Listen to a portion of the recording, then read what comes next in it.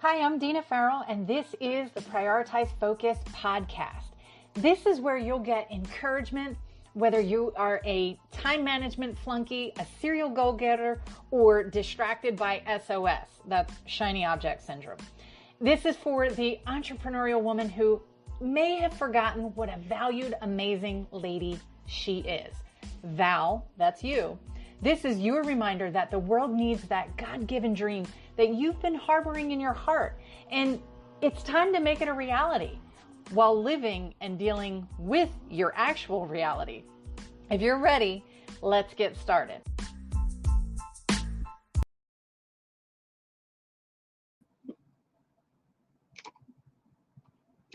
Hello and welcome to today's episode. Today we are continuing with our focus on accountability.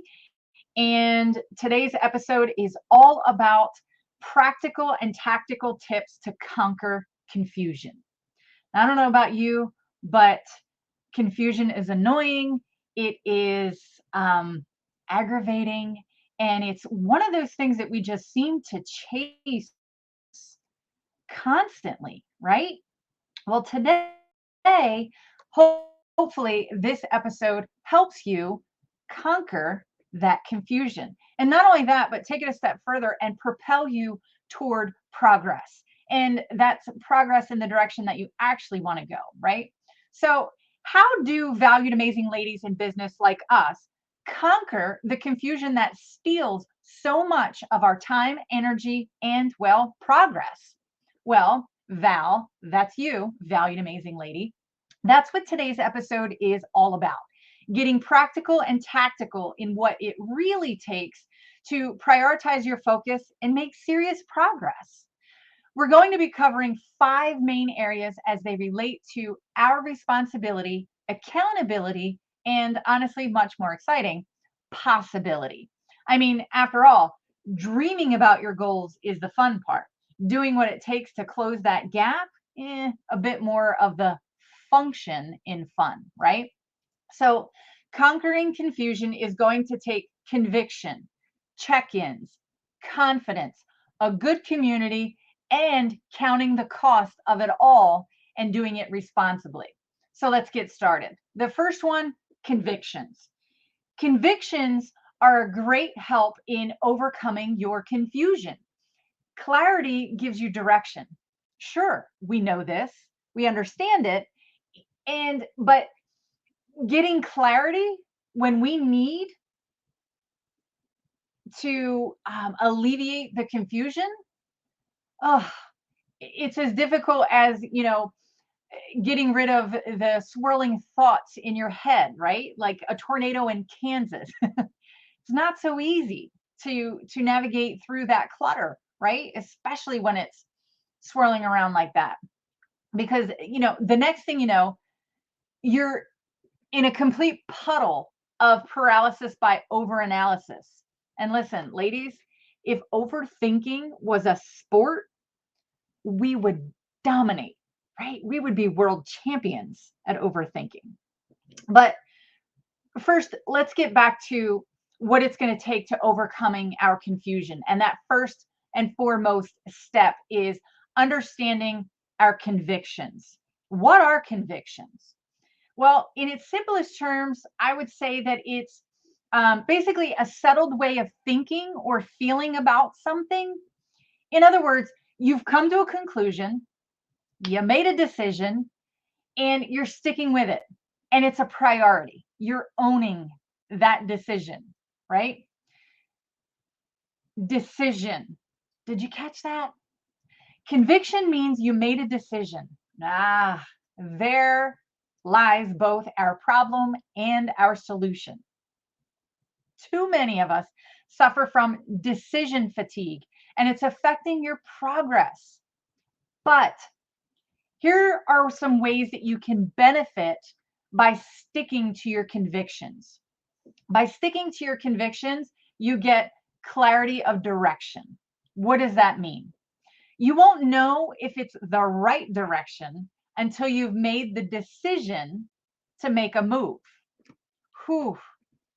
And not knowing if it's the right decision It's okay, but you've got to move. How do you know that you're going in the wrong direction if you're not moving and you're not going anywhere? That's the truth. But so many of us stick in that analysis by paralysis and we don't move. So, and then we complain that we don't know what direction.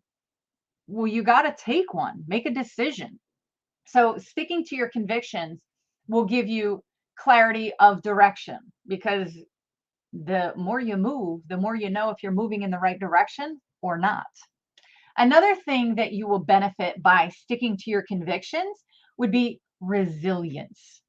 You see, when confusion comes up, and it will, your convictions work as a foundation to help you stay tough and handle those challenges and bounce back from them. Another benefit from convictions and sticking to them would be prioritization. See, conquering confusion frees you up to prioritize your to-dos and your to-don'ts, and keeps you aligned with your values and long-term goals, but not if you don't know what they are. And lastly, motivation. Yes, please, right? Staying true to your convictions inspires you to be proud of yourself. You're standing tall and firm despite the setbacks, and that is motivating. Maybe you're thinking, well, how do I even start? How do I even find what my convictions are? Well, one of the best ways that I found to solidify your convictions is to first define your own personal core values. And for me, that is step one for me and what I take clients through. And as a matter of fact, if you go to my website, that is the number one freebie, opt-in, whatever you want to call it. It's the 3 Essentials Guide, and that is step number one. And it is kind of like a baby snapshot in how to define your own personalized core values. But once you learn how to identify your core values and use them as chief decision makers, your convictions are that much stronger. So be sure to go and grab that free essential guide in step number one. And actually, to take it a step further, it's a whole chapter in my book, You're a Beautiful MESSterpiece. It's chapter 3, I believe. So if you're really struggling with even identifying your core values, because that is going to be piece number one and the catalyst for you to create those strong convictions and stand firm on them, start there.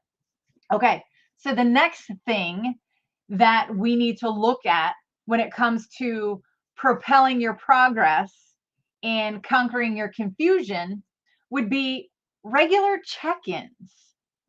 What does that even look like? Well, keeping promises to yourself is probably one of the most difficult goals that you have, especially when it comes to achieving it. But you probably don't even give that goal as much thought or attention as you should. And what do I mean by that? Keeping promises to yourself. Well, this is where regular check-ins in various areas of your life come in handy. Check-ins are not just a handy goal-getter tool, but a super helpful and propelling you in the direction that you want to go. Don't believe me? Take a look at some of the benefits of checking in with yourself, AKA holding yourself accountable. And that's been our whole focus these last few weeks. And in the next 2 weeks, we'll continue on accountability. But look at the benefits that you get from regular check-ins and holding yourself accountable. One is self-awareness. When you check in on yourself from time to time, it enables you to recognize patterns. And those patterns lead to, guess what? A conviction that then leads you to a decision. You have to decide based on what you're seeing in that self-awareness and those patterns. Are you going to continue down that path, or are you convicted to do something about it and make a change? Go figure. Listen, journaling is a favorite of mine, and for this very reason. You begin to recognize patterns. You begin to recognize old repeating mindsets that are not serving you in the direction that you want to go. And as a result of journaling, a lot of my free printables and workbooks and resources all come from what I find in my own personal patterns from journaling. So you'll want to check out the focus shop to see what the results of my own journaling have come to. The other thing that you'll get from self check-ins and checking in on yourself is being able to answer if it's time to hatch, patch, or detach from your current goal-getting plan. You know, committing to regular check-ins like this is very important. And I'll put a link in the show notes about, I wrote a whole entire post on what it looks like to hatch, patch, and detach from a plan and knowing when it's the right time. But moving on, a benefit from regular check-ins would be real-time feedback. And I'd recommend an accountability partner for this as an added layer of progress toward your goals. Because as I just said at the top of this particular way to conquer confusion by using check-ins, we're not always good accountability partners to ourselves. We let ourselves off the hook. We let ourselves pass on promises to ourselves. So this is where accountability partnerships and even like group coaching can come into play, because you get real-time feedback. Other people can actually hear and recognize patterns that you are actually saying and you're talking about. And when you meet regularly, you know, how many times have you met with someone and you recognize, you know, they always say that, you know, some of that self-sabotage and self-defeating mindsets and behaviors. And lastly, you can gain serious momentum from consistent check-ins, because it'll not only help you build that momentum, but maintain it and keep it. And that's what's going to help keep you engaged and focused. Listen, when we have some momentum and some forward progress, that's encouraging and we want to keep going, right?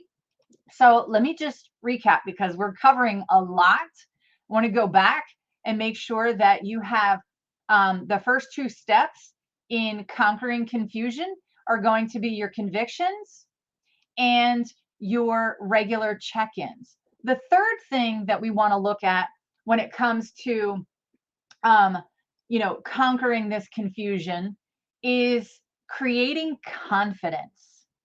Ooh, how do we do that? We create confidence when we focus on continuous learning. See, continued learning is an excellent way to bolster and even create the confidence that you need when it comes to your goal getting. But don't confuse continued learning with information hoarding. That is definitely going to slow your progress. And this is not an invitation or permission to be an information hoarder. We want continuous learning, yes, but we want to have a beginning and an end in sight. What is it for? What is the purpose? What is it that we need to focus on right now and learn and implement?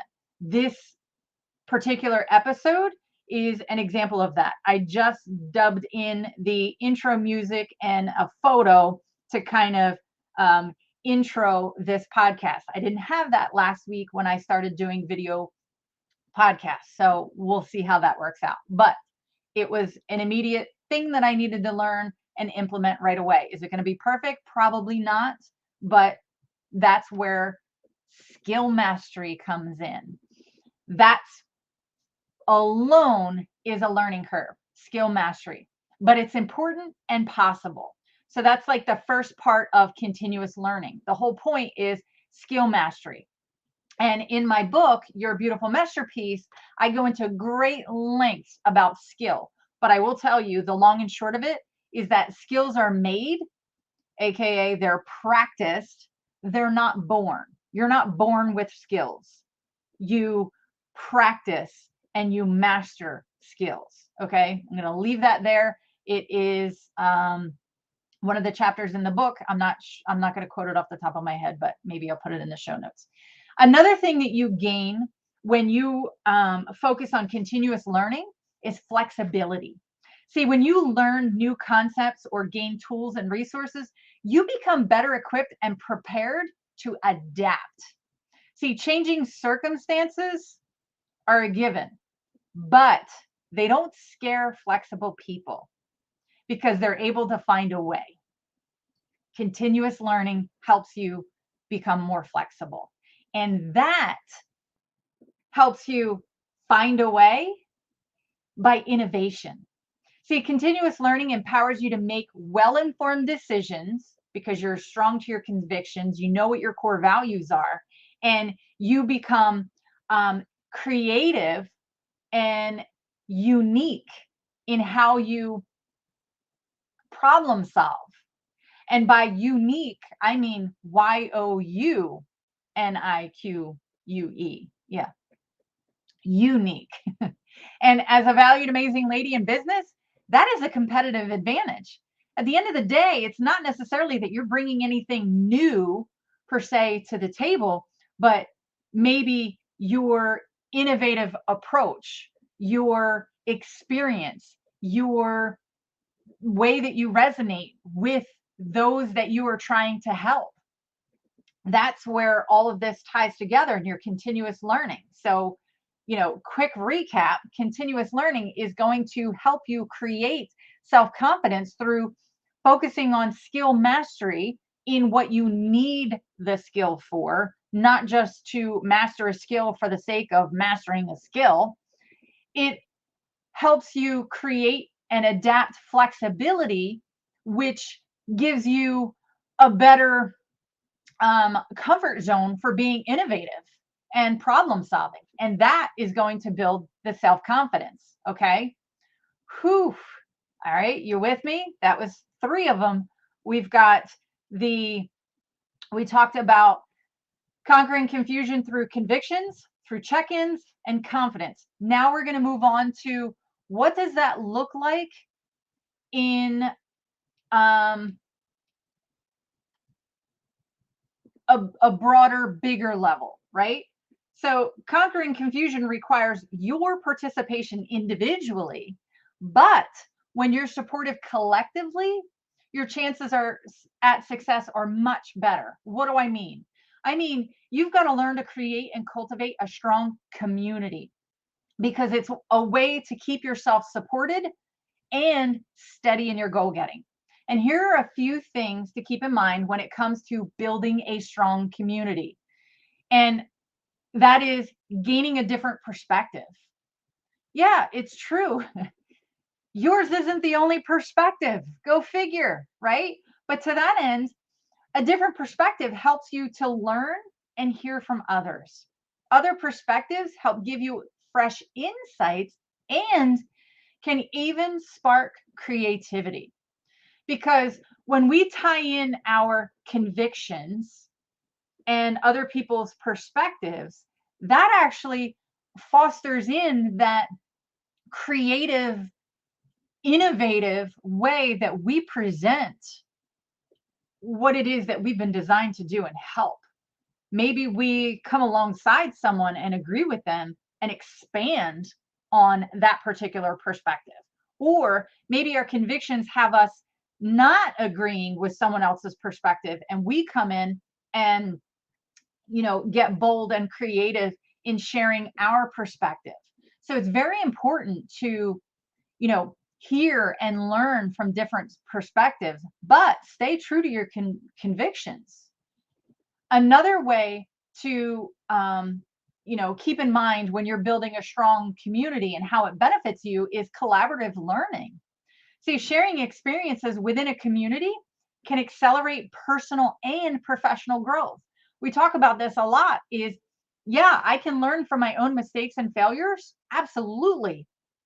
I can either learn from them or repeat them, or sometimes I don't even have to experience them because I've learned from watching someone else and they've shared their perspective. They've shared their failure. They've shared how they've grown from a particular learning experience. So collaborative learning is very important in a community. Another thing that's important in a community is support. See, when you create or participate in a community that can offer you emotional support during times, of challenge, overcoming obstacles, this is where their experience, their perspective can come in and support you. But these supportive and collaborative communities are also very important in helping to celebrate with us. See, as goal getters and always focus on what's next, and you know, um, in personal development and growth, a lot of us can get so obsessed with, growing and expanding and being better and that skill mastery, is that we forget to celebrate the wins. What went well? What did we accomplish? We're can get too focused and caught up in being behind, and that's just not where we want to be. And finally, a supportive community can provide accountability. There's that component again, accountability.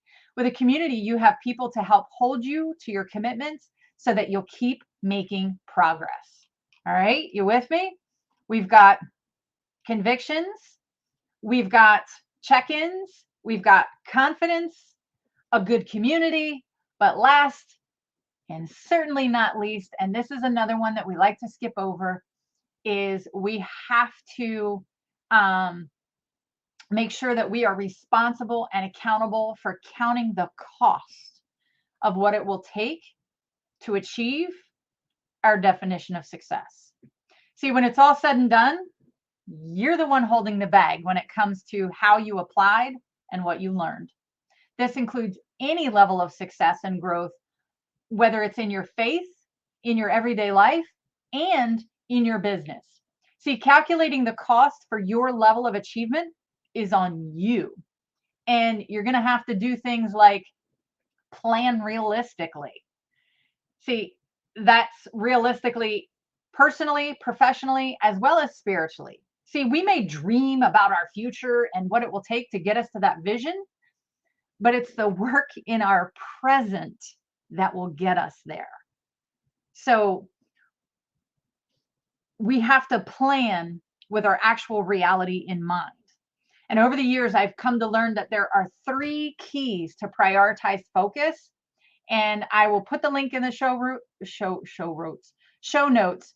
And it's a printable one sheet. I go at great lengths about it in the book. It's in chapter 6 in the book, but you can get the printable worksheet, the 3 keys to prioritize focus, because it's going to keep you on task and at the present time. All right. But for now, let's keep going with ways that you can calculate the costs responsibly. And I'm going to wrap it up. So we've got plan realistically. Then we have reducing the risk. When it comes to taking the time to identify and calculate your costs up front, you can potentially alleviate risks. By becoming aware of risks, you can come up with a backup plan so that you're not so freaked out or caught completely by surprise. Now, listen, you can't always avoid the risks, but you can increase your chances at reducing them. And I would pair up reducing the risks with flexibility kind of together. I heard it said before, and I love this: flexible people don't break. And I think that's important, especially as valued, amazing ladies in business. We have to remain flexible. And there's a way that you can remain flexible without compromising your convictions. So when you are calculating the cost of what it's going to cost you to go after this goal, whatever that may be for you, you have to look at risks and don't panic about them. Don't, overanalyze them. Just kind of, what could happen, but don't focus on as if it will. You know what I mean? We can get caught down that disastrous rabbit trail, which leads me to the next one: preparing resources. And this one goes, hand in hand with reducing risk. Awareness of what could go wrong helps you set aside resources for those just in case times or events. And just like information hoarding, we don't want to hoard, resources for, the someday rainy day kind of a thing, or what if the catastrophe disaster happens to the point where we're taking away from our actual everyday living. I'm just talking about preparing resources that kind of like allows you to catch your breath so that you can, um, effectively make a plan and a decision. Okay. So this is not a permission slip to overthink or panic, but look at it as a confidence booster to your resilience, kind of allowing you to catch that breath. All right. So today's entire accountability lesson and talking about practical and tactical tips for conquering confusion, we covered conviction, check-ins, confidence, community, and counting the cost. So the practical and tactical long and short of conquering confusion and propelling your progress are identifying and staying true to your convictions, amplifying what it takes to check in on you, clarifying how you build and strengthen your confidence, solidifying who is meant to be part of your community, and be an active participant, please, and thank you. And lastly, comply with where and when you need to count the cost for your success. Each of these pieces contributes to a well-rounded and, dare I say, even harmonious approach to conquering confusion. No matter how messy you find the process, know that sticking with it will have you propelling towards progress, fostering the kind of growth that goes deep, and build the confidence God created you to have and show out there in the world.